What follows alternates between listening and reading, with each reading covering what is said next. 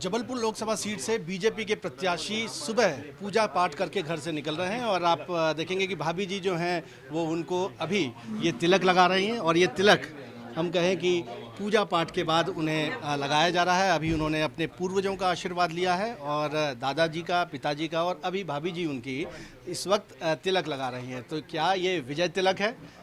उनकी आकांक्षा तो यही होगी कि इसी कामना के साथ ये तिलक लगाया जा रहा है। आप देखेंगे कि ये पैर छूकर आशीर्वाद भी आशीष जी ले रहे हैं। तो आशीष जी, ये तिलक जो लगाया गया और साथ ही साथ आपकी धर्मपत्नी जी आपका मुंह मीठा भी यहाँ पर करवा रही हैं, क्या उम्मीद है सर?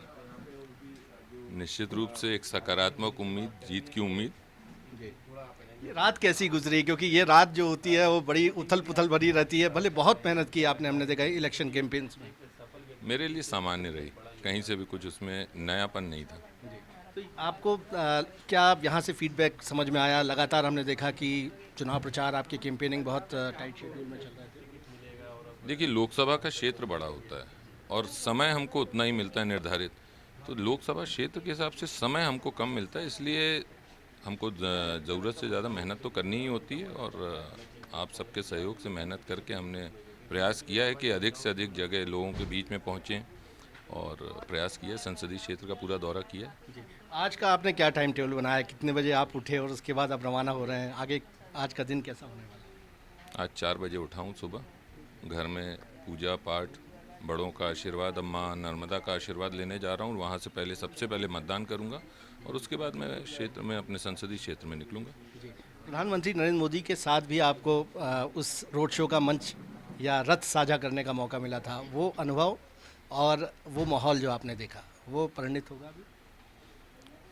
देखिए, विश्व के सबसे लोकप्रिय नेता आदरणीय मोदी जी, उनके साथ अगर आपको मंच शेयर करने मिल रहा है या उनके साथ आपको समय व्यतीत करने मिल रहा है तो निश्चित रूप से सौभाग्यशाली मानता हूं मैं अपने आप को।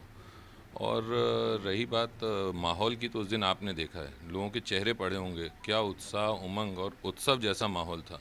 मैं तो माननीय मोदी जी के साथ जब लोगों को देख रहा था कि उन मोदी जी से जब उनकी नज़रें मिलती थी तो एक तरीके से उनके समझ में नहीं आ रहा था, कोई चीख रहा था, कोई मतलब अलग भाव भंगिमा थी निश्चित रूप से। जी, तो आज आपकी किस्मत भी हम कहें, भाग्य जो है ईवीएम में कैद होने वाला है। क्या आपको दावा है आपका? निश्चित रूप से जबलपुर संसदीय क्षेत्र की जनता का आशीर्वाद मुझे मिलेगा, भारतीय जनता पार्टी को मिलेगा और मोदी जी के नेतृत्व में उनका विश्वास, भरोसा जताया जाएगा। बहुत बहुत शुभकामनाएं भी आपको।